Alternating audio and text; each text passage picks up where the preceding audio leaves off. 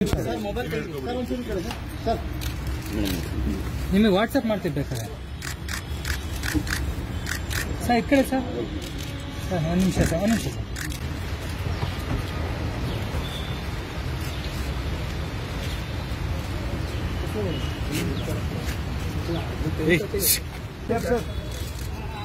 Sir ಸುಮ್ಮನೆ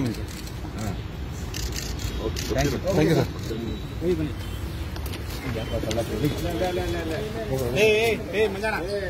ಅವನೇ ಅಡ್ಡ ಹೋಗಿದ್ದು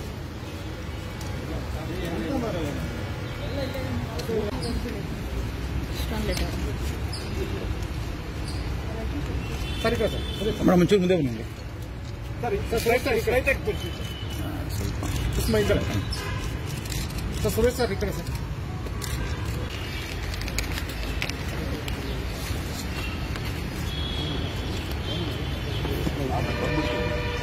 ಒಂದು ಸೆಕೆಂಡ್ ಸರ್ ಈ ಕಡೆ ಸರ್ ಸರ್ ಸುರೇಶ್ ಸರ್ ಅದು ತೋರಿಸ್ತೀನಿ ಸರ್ ತೋರಿಸಿ 46,000 ಮತಗಳನ್ನ ಜನವರಿ 22ರವರೆಗೆ ಡಿಲೀಟ್ ಮಾಡಿದ್ದಾರೆ. ಜನವರಿ 22ರಿಂದ ನವೆಂಬರ್ 9ನೇ ತಾರೀಕಿನವರೆಗೂ ಡ್ರಾಫ್ಟ್ ನೋಟಿಫಿಕೇಶನ್ ಪಬ್ಲಿಷ್ ಆಗೋವರೆಗೂ ಸುಮಾರು 26,000 28,000 ಮತಗಳನ್ನು ಡಿಲೀಟ್ ಮಾಡಿದ್ದೇವೆ ಅಂತಕ್ಕಂಥ ಮಾಹಿತಿಯನ್ನ ಚುನಾವಣಾ ಆಯೋಗದವರು ಈಗಾಗಲೇ ಪ್ರಕಟಣೆಯನ್ನ ಮಾಡಿದ್ದಾರೆ. ಸೊ ಒಟ್ಟು ಸುಮಾರು 75,000 ಮತಗಳನ್ನು ಡಿಲೀಟ್ ಮಾಡಿದ್ದಾರೆ. ಯಾವುದೇ ಒಬ್ಬ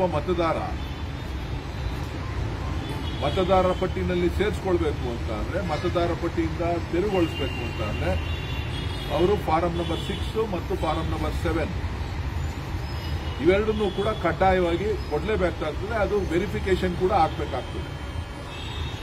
ಇದೆಲ್ಲವೂ ಕೂಡ ಈ ಕ್ಷೇತ್ರದ ಶಾಸಕರು ಮಂತ್ರಿಗಳ ಸೂಚನೆ ಮೇರೆಗೆ ಯಾವುದೇ ವಿಧವಾದಂಥ ಫಾರಂ 6 ಆಗಲಿ ಫಾರಂ 7 ಇಲ್ಲದೆ ಇದನ್ನ ಸೇರ್ಪಡೆ ಮಾಡಿರ್ತಕ್ಕಂಥದ್ದು ನಾವು ಸ್ಥಳ ಪರಿಶೀಲನೆ ಮಾಡಿದಂಥ ಸಂದರ್ಭದಲ್ಲಿ ನಮಗೆ ಗೊತ್ತಾಗಿದೆ. ಇವತ್ತು ಏನು ಕಳೆದ 10 ದಿನಗಳಿಂದ ರಾಜರಾಜೇಶ್ವರಿ ವಿಧಾನಸಭಾ ಕ್ಷೇತ್ರದಲ್ಲಿ ಯಾರಿಗೆ ಮತ ಇದೆ ಯಾರಿಗೆ ಮತ ಇಲ್ಲ ಅಂತ ಹೇಳಿ ಕೆಲವು ಬೂತ್ಗಳನ್ನು ಸಮೀಕ್ಷೆ ಮಾಡಿದಂಥ ಸಂದರ್ಭದಲ್ಲಿ ತಮಗೆ ನಾನು ಅಡ್ರೆಸ್ ಅನ್ನ ಬೇಕಾದ್ರೆ ನಾನು ನಿಮಗೆ ಕೊಡಲಿಕ್ಕೆ ಬಯಸ್ತೇನೆ. ಖಾಲಿ ನಿವೇಶನಕ್ಕೆ 46 ಮತಗಳ ಸೇರ್ಪಡೆ ಆಗಿದೆ ಖಾಲಿ ನಿವೇಶನದಲ್ಲಿ.